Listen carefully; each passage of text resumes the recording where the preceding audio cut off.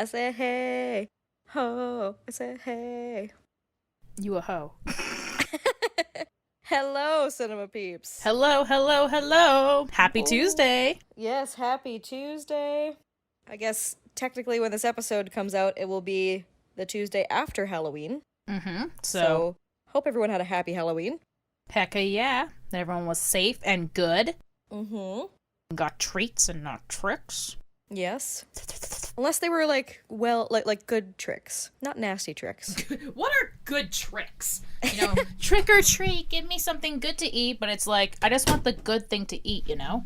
Yeah. But there was one when I remember going trick-or-treating one year when I was younger, and this lady, she had like decked her whole house out to look like kind of like this witch's house, and she had a cool like a casket, and she like had all these cool like pumpkin heads and stuff in them and decorated it up, and then when you'd get to her door, she had this like, I don't know how she rigged it up because this was like, it had to have been in the 90s at least, but she had it so that the door would open by itself. That's and she'd dope. be kind of like, she'd walk in and she'd be like, and she'd stir her little cauldron, and then she'd do a little magic trick for you, and then she'd give you your candy, and so you had this whole like show to watch before you got your candy. It was pretty impressive. Damn. So if it's a trick like that, yes. One of my neighbors up the street from me, she always decks her house out. Mm-hmm. It's really funny too, because like the neighbors on either side of her like have 0 decorations up, and it's the same for Christmas. They have 0, but I think they figure, you know, she's going 220%. We don't need to do anything. Yeah. We just can't compete with this, Bob. Just put it away. We can't. Yeah. Just put it away. We just can't. As we mentioned last time on the podcast, not that I finished editing it today or anything, but we were going to talk about our Okotoks film challenge that we did. Yes. Because in theory, if everything goes well, the video is up. Yes, hopefully. So, applause to ourselves. Yes, hooray, hooray. Because if it's not, this is going to make no sense today. Well, we're going to be like, what? Right? 0 sense. I guess before we start, do you want to explain what we did, Kendra? Or at least what the challenge was about and whatnot? Yes. So, if you guys had seen our previous short film that we released earlier this month, it was the Alexa Throws a Party. That was also one of our submissions for the Okotoks Film Festival. That one was just for like a regular, it was a 48-hour film challenge. If you've never experienced or participated or don't know what a 48-hour film challenge is, it's essentially like it sounds. You get 48 hours to write, shoot, and edit a short film, and event holders will give you prompts just to kind of like, spark some creativity of, what direction to take your short film in. And so that was that one. And they decided to also hold a horror film challenge, which is what we did for this time. The only difference was it was 24 hours instead of 48, so even less time you had to write and shoot and edit everything. The prompts we had this time were, so you get a genre, a prop, and a line of dialogue. So our genre was mummies. The line of dialogue was, "You had me at hello," and the prop was slippers. The fuzzier, the better. Yeah. So you can imagine the confusion on our faces when we first got those prompts, going, how do we make a horror film with these? Right. Because I was even saying to our team, I was like, so even before we got our prompts, I was like, I really hope the prop is something we can get within 24 hours. Mm-hmm. Because I was like, oh, maybe it is something spooky or creepy that goes with Halloween. I was like, I hope we have something. But nah, it was slippers, so we were A-okay. Mm-hmm. Just opening up that email being like, oh my goodness, guys, you ready? Yeah. Here. What is this? What? So I think we mentioned even last time too how we were just like trying to get pumped up, like, oh, what could we do? We want to do horror, and then it was like, all we can think of is comedy. I don't know how we gonna do this. Yep. But yeah, I discovered that 24 hours is not enough time to make a film. No, it is not. That is for sure. And you did the bulk of the work too, but I agree. That's only 24 hours worth of work. Yeah, what's 24 hours of my life gone? Yeah. I'll never get it back. It's all good. It's Gucci. It's Gucci. It's all Gucci. But yeah, I think it was kind of a cool like group effort. Your friends contributed some fun ideas, and it was nice that we were able to contribute a whole lot from both ends, like me in Edmonton and you in Calgary doing stuff. So that was kind of fun. I got my parents to dress up. I wrapped them up as mummies and had them reenact the scene from Jerry Maguire, as you'll probably see if you have not seen yet in our short film. Which is amazing. Top-notch, Oscar-winning. That's why it's at the beginning, because we're like, here's our best stuff. Just take it and accept. You gotta hook them in. You gotta hook them in. That's how you do it. Right. I just remember my dad, because my mom and dad had gone out to the pub with some friends the night before, and when I went to pick them up, I was like, so I need you guys to act again, but this time I need you to reenact the scene from Jerry Maguire and do it as mummies. And they were like, my dad was like all for it though. So like, when he got home, he YouTubed like he YouTubed the scene. So he was watching it over and over again to like see what he had to do, and then again the next day when I was like getting him all wrapped up in the mummy costume and stuff like that, he was like watching it back over and over just to like rehearse the lines. I'm like, wow, dedication, thanks, Dad. Yeah, I appreciate straight up. it. Oh my goodness, round of applause for that. Right? But Jeebus, that was top notch right there. And yeah, my dad pulled it out as being the most annoying neighbor on the planet, a too overly happily neighbor that we all have. Or that was one of the comments, wasn't it, when our video was being shown live that Sunday? People were like, you either have that neighbor or you are that neighbor. Yeah. I was like, damn. Yeah, that made me happy to see people give feedback like that, because then you know it's relatable and you're like, yes. Yeah, and I felt bad because like I was trying to film everything that night, because I was like, I'm not leaving anything for tomorrow. I'm not leaving anything to chance. And my dad was up past his bedtime, but he pulled the role of a lifetime. Yay, thanks, Dad. We appreciate it. Big ups to our dads. They're just great. They're so great. Our moms too, but our dads especially.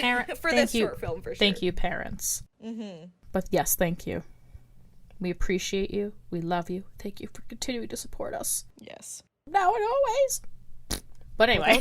Without you, we would cease to exist. Literally. Yes, this is True Facts. True Facts on the Science Discovery Channel. True Facts.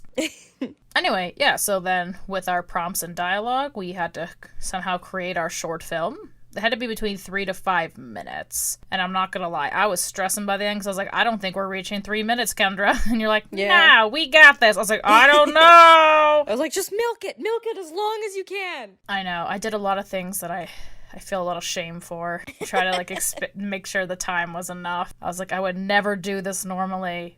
Yeah. But I have to. I feel like in the past it's always been we had to cut it down because we go over. But I think this was like the first time where we've like run short. So it's pretty different. Yeah, 100%. Normally it's like, oh my god, we have too much. What do we cut? Everything's so important. Yeah. We're like, oh my god, how do we shove more into it? Yeah, exactly. I feel partially it was my fault because I feel like I forgot to shoot a couple scenes. And I feel like if I didn't forget to do that, we might have just made it. Mm-hmm. Because I was gonna do a scene of the mob holding their tummies when they got sick with the plague. Right, yeah. And maybe one of them coming inside the house. But it was almost 1 a.m. before all my friends left, before we finished filming. Yeah. And I thought I didn't need a shot list. So another thing I learned. See, there's your first mistake. I was way too nervous because I was like, we only have 24 hours and the script and stuff and the idea took us maybe 2 hours and a bit. Yeah. And we were given, so to give you an idea, we were given our stuff at like 6 at night. So it was almost 8. And I was like, we need to start shooting. We need to do something. Mm-hmm. So I think that was more of my fear. But now I just have to remember for next time to never fucking do that again. Yeah, it got a really time block, apparently. Right? That or, like, also, too, like, I get why they did that, but I would have appreciated it more if it started on the Saturday and ended on the Sunday. But I know they wanted to have, like, the actual screenings on Sunday, but they could have still been able to do that. It's just, it made it a lot harder to not have the full like day to do stuff, or to like start at such a late time on a Friday, and then obviously it looked like the majority of people chose to pull an all-nighter Friday night to film everything, right, considering most of the short films looked like they were filmed at night. So but you gotta do what you gotta do. Yeah, I also kind of wish that maybe we started at 5 o'clock. Yeah, I know maybe they were trying to be considerate of maybe people had work during the day or something. Yeah. Especially because then we'd have access to like a little bit of daylight if you wanted to shoot outside. Yeah. So I think that was another big thing I was stressing about, is like, if we want to do anything outside, like, we're fucked. Yeah. Like, the sun is setting at 6. Like, yeah, it's just not gonna happen. But yeah, on my end, it was just a lot of filming till 4 in the morning. Even though my principal cast had left me, I filmed a bunch of shots for our infomercial bits. Yeah. Which I feel like I spent too much time on, but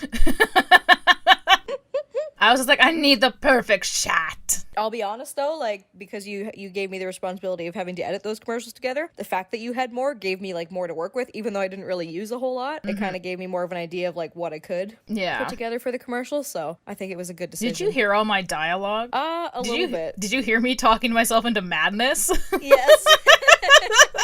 At some point, I don't remember what it was, but it was just like, present Kaylee is so mad. Be nice, future Kaylee, but present Kaylee wants this. I think that's always been my favorite of you, though, even in film school, is when you'd have your slowly slipping into madness self-monologues. Because it's just so entertaining. You know, not damaging to my self-esteem or anything. I remember, what was the other one? Oh yeah, and we had to do cinematography. We were trying to light our scene for our project. Yeah. We had to light like a, what was it? We had to light like a room and do like special kinds of lighting or whatever. Or I think it was just create a scene in general. Yeah, you had to like create a scene with the lighting. Like, yeah, the lighting had to be the main focus. Yeah. And luckily, like, we had like a sound stage, so it had like a bunch of walls you could put together to build like a stage room. Yeah. But I was exhausted and I was like, I'm gonna do little lamps and I'm gonna make a car driving in the night, which at the time I was mostly out of laziness, and I was just like, I don't want to light a whole fucking room. I was like, what can I do? Like, what am I gonna do different than anybody else? Nothing. So I was like, I'm just gonna do this because it's easy, this will be funny, cool. And at the time I was like, haha, I'm so rebellious. But then, of course, when it came to grading, I was like, oh my god, please don't fail me. Please don't fail me. Yeah. But the important bit was in that scenario we were filming, because I think we did both of our projects. And then I was getting real crazy by the end. But I was also very hungry. You were hangry for sure. I was very hangry and losing my mind. And I was just like screaming. Like, I really didn't need to. But I was just getting that mood where I was just like, oh my god, just do this. I don't care. I don't care where things are. I know. I felt so bad later, but not at the time. Like I said, present Kaylee didn't give two shits. Future Kaylee feels a little bad, but that's, you know, that's how it goes. I still think, though, we were judged harshly for considering, you know, what we were given to use, because even like one of our classmates, actually everybody's, but I just remember him too, especially because he did this like elaborate window and he had this cool like lighting on it, and the whole scene was that he had his girlfriend and she was acting in that scene, and like she was like looking out the window and the rest of us had to like pretend we were zombie hands, like approaching the window and like banging on the window and stuff like that, and it looked really cool. I thought it worked, but yet he got graded really harshly on it. I remember he admired yours for sure, like he admired your creativity and everything. I was blown away that I did not fail. I was blown away. Yeah, I thought for sure I was gonna fail, but he was like, this is genius, and I was like, oh, what? If I remember correctly, I think it wasn't because of his cinematography skills. I think it was because, first of all, people were trying to add sound and stuff, and he was like, I don't want any sound. Right, yeah. Which was kind of dumb, but whatever. I get that obviously it was a lighting project, so sound doesn't play a role. Mm-hmm. But I think as film students, we wanted to be able to tell a story, so sound is important. Yeah. I think because him and another one of our classmates got very harsh, and even though both of them I thought had fantastic things, but I think the issue was they were moving their camera, whereas for some reason he was like, no, it just has to be stationary. Right. Yeah, it was the lighting that had to tell the story or something like that. Yeah. Which is kind of weird because cinematography does involve camera movement, so right. But whatever. Right? Like, no offense to our teacher. Our teacher was wonderful. I thought he was a sweet gentleman, but I just feel like that was the class I lacked the most education in. Oh, absolutely. Me too. Considering it should have been one of the most important ones, because majority of filmmaking is cinematography. So I feel like we really got, like, the short end of the stick on that one, which sucked. And I get, like, the reason well, I don't know for sure, but like for our experience at least, our teacher had to leave halfway through our semester because he was working on a film. Snow Buddies the movie. Yes. But yeah, he had to leave to work on the film, so we got a very interesting substitute teacher who basically... tried to turn us off of going to film school, which was an interesting experience. Yes. But yeah, it was the one class that we lacked the most education in, and I feel like we needed a lot of education in, so I'm a little sad about that. Yeah, because that was one of our first quarter classes with him that he left. And then we had a third one for cinematography again. Talking to the same guy. But like I said, a lot of people were like, wow, he's great. And I was like, I got abandonment issues. I'm afraid he's going to leave us for Snow Buddies too. Issues, you know, like he's going to leave us and I'm going to be fucking struggling again and again. You know? Yeah. I think for me especially, I feel, especially in also audio class, I feel it was kind of the same issue for me where the teachers were like, just experiment. And I'm like, listen, I need a baseline. Tell me how to do stuff. How do I do the basics of this? And then maybe I'll sprinkle in the creativity when I want to add it or figure out how to do new cool stuff. But I need to know how the fuck I need to put this Kino light up. When is it important to use it? How do I use any of these audio things? How do I put this in a timeline? How do I... Right? If I want to light a scene to fit this certain mood, how do I do that? Oh, especially because, again, as we mentioned in first quarter, he abandoned us. And then we explained to him that our teacher, the person he left us with, didn't teach us anything. He was like, oh. And I thought he was understanding at first. And he was like, oh, okay. Well, that's not very fair. And I was like, oh, yeah, he gets it. He goes, you know what? Your final project will be worth 80% of your mark. And I was like, God. What? Yeah. How? What? Was that our 5 times 10 equals 30 thing or whatever that was? Yeah, our beautiful montage of garbage. Yeah. Yeah. I was so mad. I was like, what do you... Like, I think we had to light 4 or 5 different scenes or something, and 2 had to be during the day, 2 had to be at night or something. There was so many parameters. It was like, there can't be any sound, but like ambience was okay, but then other things weren't, and I was like... Ugh. I know, it was confusing as hell. So I think that's like, it had to be indoors. But then, like, the worst part, too, is he's like, yeah, some has to be indoors, some has to be outdoors, some in daytime, some at nighttime. And I think we cheated a couple scenes to make it look like it was daytime because we were filming at night. Yeah. So I think there was one where it was like, I think in the room sleeping and it was supposed to be like morning and her waking up and we had like a light shining through the blinds to make it look like sunlight. It was really cool. And he called us out on it. He's like, that's not real, fail. And then like, what was the other one? Oh, I think I had a tripod case in the scene and he didn't want any gear in the scene. And I was like, it's golf clubs. I remember that. We're like, yeah, it's golf clubs. Don't you worry about it. Yeah. Don't you worry your pretty little face about it. Yeah, that was very frustrating beyond belief.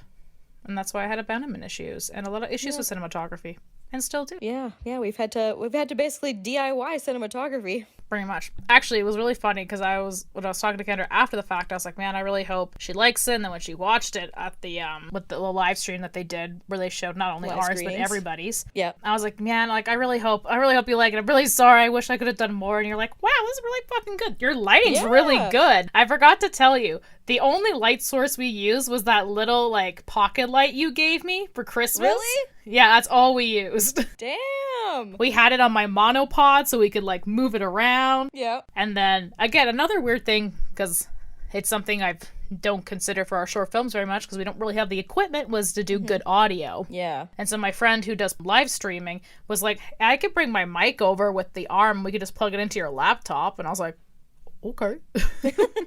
So then I'm like carrying my laptop. We have a mic connected to it. We have this little light on a stick, and we made a movie somehow. Brilliant. So it just goes to show sometimes you don't need a whole lot. You just gotta work with what you got. Exactly. And be very upset when your cinematography teacher abandons you for no reason. After you paid him a lot of money to be in the program, and he leaves you! Yep. Hashtag still not bitter about it, but still. Oh, man. But, I mean, in the end, going back to the Okotoks Film Challenge, we got it screened on Sunday, and we got a lot of great feedback from people for it. We didn't win anything this time, but it was nice to, get our short film screened, and we like doing these challenges. It's a fun way to, stay creative and try something new, and, we're very notorious for doing things last minute under pressure, so this is a perfect challenge for us. But, we enjoyed doing it. Because it's our entire life. I'm just kidding. Yeah. I remember, who was it? Because when they were announcing the awards, right? They had mentioned how the prop and the line of dialogue especially, what influenced their choice was like how crucial it was to the story and pushing it forward. And so I remember my friends were like, oh yeah, okay, now we know for next year, so we can just win it. And that's something I've been thinking about a lot, because we've done like a small handful, but I feel like every time the criteria is always slightly different. So I feel I've also once heard like used most creatively, versus how important it is to the story. Yeah. And so, like, I'm slightly torn, because it's like, after a while, you're like, I would like to win. So I would like to figure out every method. But at the end of the day, I would much rather try to put it into our story in a creative way versus it being the focal, making it so focal and be the driving force of the story to think like, oh yeah, this will be it. This will get me the prize. Because who knows? We could still do that and still not get nothing. Yeah. And to me, like, we had this, so we used the slippers as like kind of, and I thought I'm going to toot my own horn. I thought we did really, for the slippers, we did it as a dual thing. So the slippers were a prop that one of my friends used as part of his get-up. Well, technically it was my friend. That's a fun behind the scenes. All the scenes you see the slippers, it's actually my other friend, because the slippers were too gosh darn small for everybody's feet. So there was a foot double. Gotta put that in the credits. Yeah, now I'm thinking about it, I have to add that. But and then we also used it as an infomercial. If you've watched it, which I hope you've watched the video, guys, watch it. If not, stop what you're doing, pause the podcast, and go watch it. No, finish the podcast, then go watch it. We need fine, that. Do that. We need the full-length watch time. Fuck yeah, we do, baby. But yeah, and then we use it as an infomercial to sell them as, what was it, sneaky slippers? Yeah, the sneaky slippers. So to me, I was like, we use them two ways. We should get points. Yeah, and I thought it was really cool how, because the whole point of the sneaky slipper was that, as a monster, you use them so that you're not heard by the humans when you're sneaking up on them. And I like how when there's a shot of, like, Josh supposedly going to answer the door, it's just, like, a shot of the slippers walking up to the door. You don't hear any sound. I was like, that's perfect. Mostly that was because Kaylee ran out of time and she was like, shit. Things got sacrificed, guys. But if you thought it was intentional, then 100% it was intentional. That was my brain. My brain's so smart. Yes, it was. My brain's so big and smart. Side note for a second. That reminds me of the director of Shazam, David Sandberg. He does these little behind the scenes things. I know what you're talking about. Yeah, do you know? I think he does so, these but little continue. behind the scenes things on his YouTube channel, talking about like just little tidbits from making the movie and stuff like that. And he was saying how like there was a couple of scenes from the movie where something was like placed a certain way, or he positioned, or the actor did something that wasn't intentional or whatever, and people just ranted and raved over it. They were like, oh, that's genius, it's so symbolic of this and that and the other thing. And he went, yes, that's why I did it. But he really didn't. He's like, guys, you know what? Sometimes filmmaking isn't all this like deep, profound art. Sometimes it's just like, we didn't have time and we rolled with it. Sometimes the actors are on their game and they know what they're doing. Or sometimes it's just coincidence and we leave it in there and it works. Never mind. I thought you were going to talk about the shopping scene. Oh, yeah. So basically what happens is I think it's Shazam facing off with the villain for the first time, and he crashes down into a strip mall, and he's running down the mall, and you see there's a group of shoppers in the background. Yeah. And I guess that was all actually crew. Yeah. And they're like, they fuck. weren't supposed to be there. Yeah, they're like, we don't have the money to like CGI them all out, so they just CGI'd shopping bags. So it made it look like they were shoppers, which is actually kind of funny, because I remember watching it the first time and seeing that, and I was like, why are those guys just standing there? So I feel like most people probably did not even give two shits. I didn't even notice until he pointed it out after the fact. Right. Even just doing the simple shopping bag trick, right? Mm-hmm. Makes you think, oh, it's part of the scene. Or your brain doesn't even pay attention. You're like, oh yeah, shopping bags, cool. Everybody's good. Everybody's Gucci. On the thought of you talking about like improvisation, being improv, we've been watching Brooklyn Nine-Nine again. Well, for them, it's their first time. For me, it's like my 1000th time. And there's a lot of cool tidbits, and like, again, a lot of scenes that were or lines improvised by the actors that like the writers did, right? You know what I mean? Which is pretty crazy. Like the famous chant, 9-9, was actually something made by Terry Crews to help pump the actors up if they had a long day of shooting. Oh, really? Yeah, so then that's cool. But now it's like synonymous with the show. Yeah, you would never, not think of that. So, so again, yeah, like little things like that. Also, side note, Brooklyn Nine-Nine, watch it, great show, love it. I need to. I've seen a few episodes here and there, but I need to like actually sit down and watch it full on through. Kendra, there's too much to watch, man. I understand, but I'm still gonna pretend to be upset with you. Yes, everybody judges. I know. Listen, we judgy McJudgerson world out there. It's gonna happen. But I think yeah, that will do it for today. But we'll do a little quick wrap up. But like we said, the short film you hopefully watched before this podcast, we did for the Okotoks Film Festival. So a big thank you to them for hosting the event. Yes, thank you.